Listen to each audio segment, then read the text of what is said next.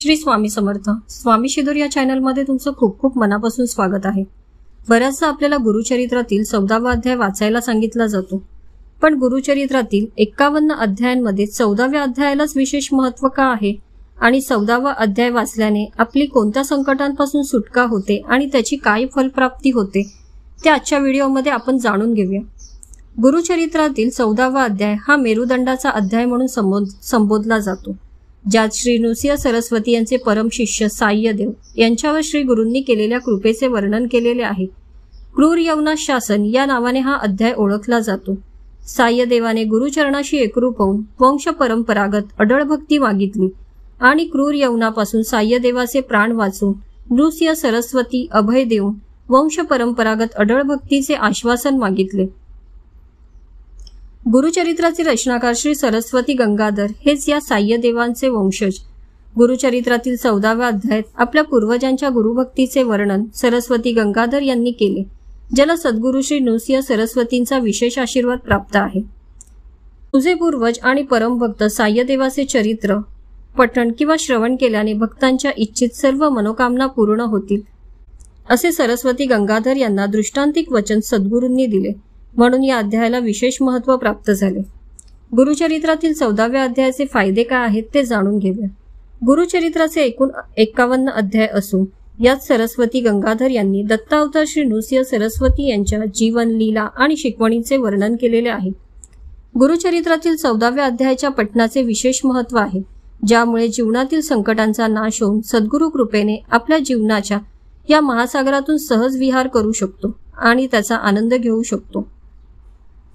गुरु आशीर्वादाने 14व्या अध्यायातील प्रत्येक ओळीला विशेष असे महत्त्व आहे. 14व्या अध्यायाच्या नित्य पठणाने अनेक प्रकारे गुरुकृपा आपल्यावर होते. या अध्यायाची सुरुवात दत्तावतार आणि श्री नृसिंह सरस्वती यांच्या दिव्य वर्णनाने होते. ते स्वरूप अमर्याद आणि अनंत आहे.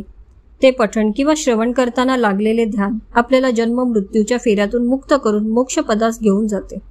त्यासोबतच श्री गुरु नृसिंह सरस्वती पूजाविधीचे वर्णन, श्रवण आणि पठण करणाऱ्याला भौतिक समृद्धी आणि उत्तुंग यशाची प्राप्ती करून देते. ज्याप्रमाणे श्री गुरूंनी साह्यदेवावर वरदहस्त ठेवून त्याच्या संकटांना निवारले, तीच फलप्राप्ती श्री गुरूंनी ही कथा श्रवण आणि पठण करणाऱ्याला देऊन त्याचे इच्छित सर्व कार्य पूर्ण करण्याचे वचन दिले. जेव्हा आपण श्री गुरूंना शरण जाऊन गुरुचरित्राचे श्रवण अथवा पठण करतो, तेव्हा आपल्याला आत्मज्ञानाची प्राप्ती होते. श्री गुरूंचे आशीर्वाद प्राप्त करून येणाऱ्या संकटांवर मात करू शकतो आणि व्यवसाय, शिक्षण, जीवनाच्या सर्व क्षेत्रांमध्ये यश मिळवू शकतो. आता गुरुचरित्राच्या नित्यपठणाचे फायदे काय आहेत ते जाणून घेऊया. जीवन जगताना आपल्याला बऱ्याच संकटांना सामना करावा लागतो.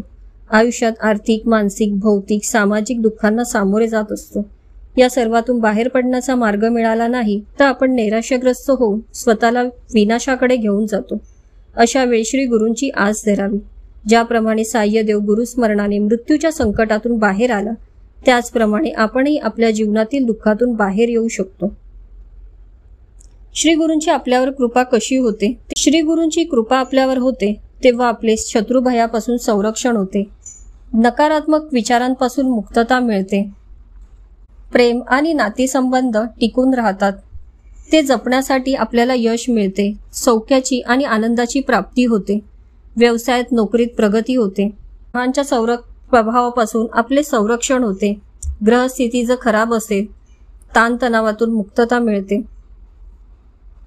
असे आहेत 14व्या अध्यायाचे पठण करण्याचे महत्त्व. आजचा व्हिडिओ आवडला असेल तर लाईक, कमेंट नक्की करा. श्री स्वामी समर्थ.